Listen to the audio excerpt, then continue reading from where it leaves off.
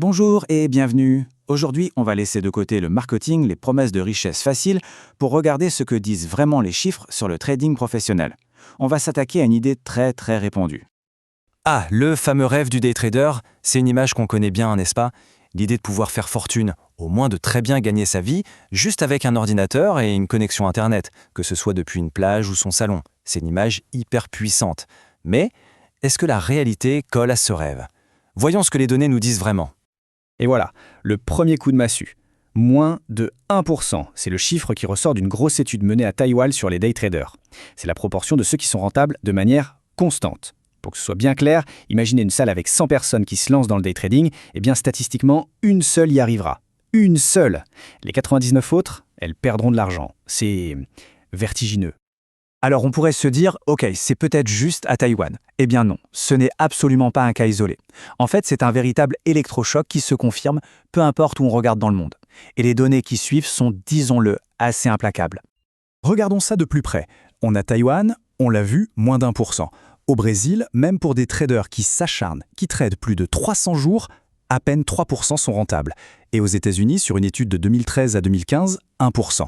Le verdict est sans appel partout. C'est une constante mathématique. L'immense, l'écrasante majorité des gens qui essayent le day trading, eh bien, ils perdent de l'argent.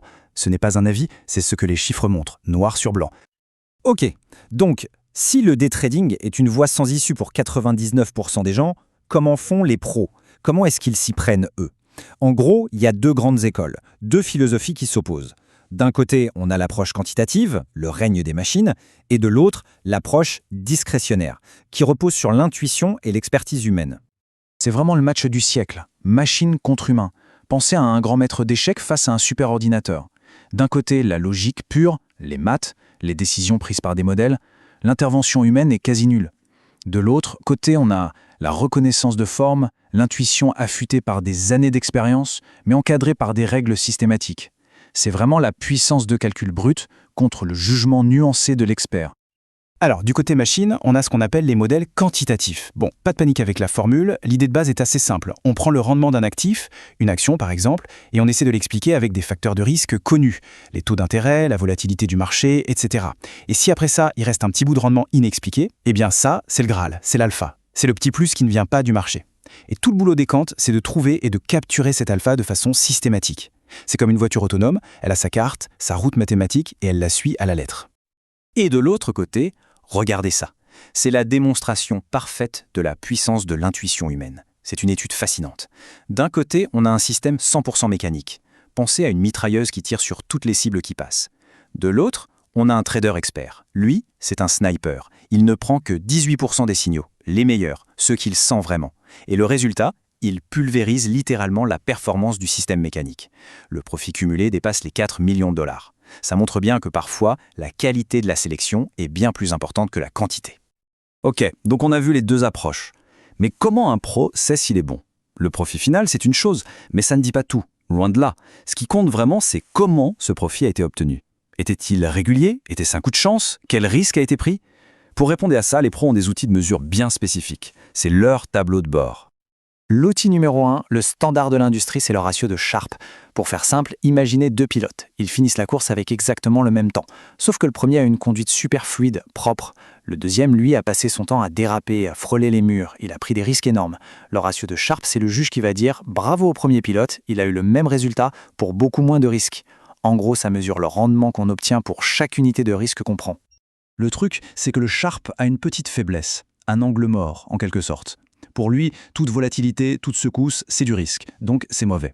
Mais est-ce que c'est toujours vrai? Imaginez une secousse qui est un gain énorme, soudain, une performance explosive vers le haut.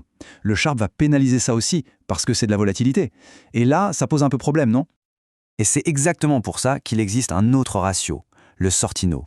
Lui, il est plus malin. Il fait la différence entre le bon et le mauvais risque. Pour reprendre notre histoire de pilote, le Sortino ne va pénaliser que les dérapages qui font perdre du temps. Par contre, une accélération fulgurante en ligne droite, même si elle est volatile, il va considérer ça comme une excellente chose. Il ne regarde que la volatilité à la baisse. C'est pour ça que beaucoup de hedge funds le préfèrent, surtout pour les stratégies qui visent des gains très importants. Maintenant, on va parler de l'ennemi invisible, celui dont on ne parle pas assez, mais qui peut tuer une stratégie rentable. Je veux parler des coûts de transaction. C'est comme une sorte de friction, de vent de face permanent. Ça grignote les performances silencieusement avant même qu'on ait pu faire le moindre centime de profit. Cette friction, elle se compose de 3 choses. D'abord, le spread bid-ask. C'est simple, c'est la commission que prend le marché à chaque fois. Ensuite, l'impact de marché. Ça, c'est plus vicieux. C'est le fait que notre propre ordre, s'il est assez gros, fait bouger le prix contre nous. Et enfin, le slippage. C'est l'écart entre le prix qu'on voit à l'écran et le prix réel auquel notre ordre est exécuté. Ces 3-là, c'est un mur qu'il faut franchir juste pour atteindre le point mort. Et pour bien comprendre ce que c'est, l'impact de marché, regardez ce chiffre. Le simple fait d'acheter un paquet de 15 000 actions peut coûter 2 250 $ de plus, uniquement parce que Londres lui-même a fait monter le prix. Ce n'est pas une commission, ce n'est pas une taxe, c'est un coût direct créé par l'acte d'achat lui-même. C'est énorme. Et c'est un coût bien réel que les pros doivent gérer en permanence. Alors, comment on fait pour lutter contre ça ? On ne peut pas arriver comme un éléphant dans un magasin de porcelaine. Les institutions utilisent des algorithmes d'exécution hyper sophistiqués, comme le VOVAP. L'idée, c'est de ne pas envoyer un ordre géant d'un coup. Non, le VOVAP va être beaucoup plus subtil. Il va découper cet ordre énorme en une multitude de tout petits ordres, qu'il va passer discrètement tout au long de la journée en fonction du volume. C'est la différence entre une charge de cavalerie et une infiltration de forces spéciales. Bon, on a vu pas mal de choses. Si on devait tout résumer, tout distiller pour trouver la formule du succès en trading, elle reposerait sur 3 piliers. Vraiment, 3 éléments clés qui séparent ceux qui réussissent des autres. Premièrement, avoir un avantage statistique. Deuxièmement, gérer le risque. Et troisièmement, maîtriser l'exécution. Avoir un avantage, une stratégie qui marche, c'est la première étape. Mais ça ne suffit pas. Ensuite vient la question à $1 million. Ok, je pense que j'ai raison, mais combien je mise ? Si on parie trop petit, on ne gagne rien. Si on parie trop gros, on risque de tout perdre sur un seul mauvais coup. C'est un problème mathématique, et les pros utilisent des outils comme le critère de Kelly pour y répondre. C'est une formule qui aide à déterminer la taille de mise optimale pour maximiser la croissance sur le long terme, sans prendre le risque de se faire anéantir. Et voilà le tableau qui résume tout. C'est la synthèse ultime. On y compare les différentes approches. Regardez bien la dernière colonne, probabilité de succès. Pour le scalping et le day trading, sur des horizons de quelques secondes ou minutes, on voit que la probabilité est extrêmement faible. C'est presque mission impossible. Et puis regardez ce qui se passe quand on allonge l'horizon de temps. Pour le swing trading, sur des jours ou des semaines, ça devient faible à modéré. Pour les approches pro, on passe à modéré. Ce n'est jamais élevé, jamais garanti, mais ça devient un jeu auquel il est possible de gagner. Le message des données est limpide. Au final, la conclusion de tout ça est assez claire. Le succès en trading, ça n'a rien à voir avec des tuyaux secrets ou un coup de génie. C'est beaucoup plus terre à terre. C'est un travail qui repose sur 3 choses. Trouver un avantage statistique, gérer le risque de façon quasi obsessionnelle et maîtriser ces fameux coups cachés, cette friction invisible. C'est ça, la réalité. Ce qui nous amène à la question finale.